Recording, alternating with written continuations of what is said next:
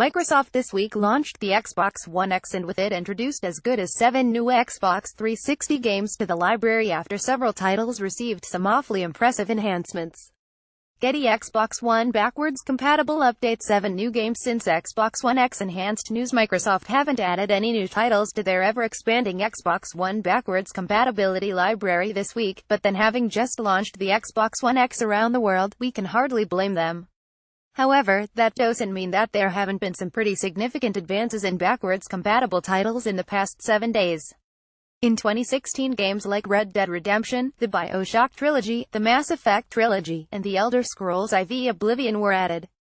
While in 2017 the biggest release so far has undoubtedly been Call of Duty Black Ops 2, but now Microsoft could be looking to improve their Xbox backwards compatible catalog not by adding more Xbox 360 titles, but rather by improving and enhancing their existing games. Or at the very least, the biggest and best Xbox 360 releases from the list. That work has already started with 4 existing backwards compatible games including Assassin's Creed, Fallout 3, Halo 3 and Oblivion receiving some very special enhancements on the Xbox One X. Best of all, Larry Major Nelson Ribe has also revealed that further enhancements are already on the way for Gears of War 3, Skate 3, and Mirror's Edge, bringing the total number of enhanced 360 titles to 7. Take a look at some of the best Xbox One backwards compatible games. Below. Original Xbox backwards compatibility comes to Xbox One on October 24th, and these are the first 13 games to join the list. When the world's most powerful console launches on November 7th, you'll be able to run select Xbox 360 games at higher resolution, 9x the original pixel count, and expanded color details, explained Microsoft previously. The team developed the Hoichi method after the engineer who created it, which leverages the power of Xbox One X to let the Xbox 360 emulator present the very best version of the game possible with the existing assets, all without touching the game code. This second part is perhaps the most important detail to take note of. Microsoft has been keen to point out previously that backwards compatible games are largely out of their hands, with the majority of work coming from the developers and publishers' side. But if the above is to be believed, it means that these incredible enhancements can be done by Microsoft directly, without having to get the developers or publishers to tinker with the code to achieve the sort of results you can see in the video below. As many might well know, this hasn't been the only big Xbox One backwards compatible additions this month, with several original Xbox titles also joining the library. But although it's great to have original Xbox games back, players shouldn't expect to see the full catalog of original Xbox titles in the future.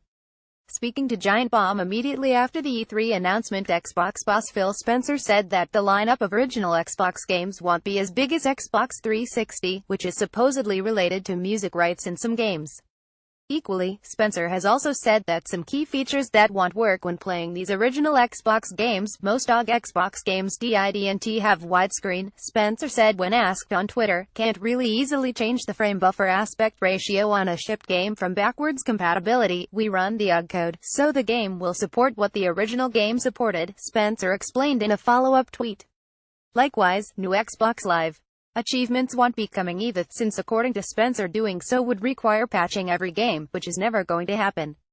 To further enhance the experience, players might also want to use one of the original Xbox Duke controllers.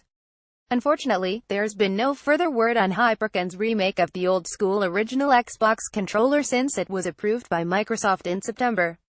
The remade Duke was debuted at E3 in June to much fanfare, and ironically one of the men responsible for the project is none other than Seamus Blackley, one of the original creators for the Xbox released in 2001. Microsoft has been helping Hyperkin, who are primarily a peripheral manufacturer, in order to bring back the classic controller, and in September Blackley made a big announcement. New Duke has gone to tooling and is approved by Xbox. This is happening, tweeted Blackley. The new controller still doesn't have a release date or price, but Microsoft and Hyperkin will hopefully be looking to ship the product at some point this year to give players an even more authentic feel to playing those original Xbox games. Related articles.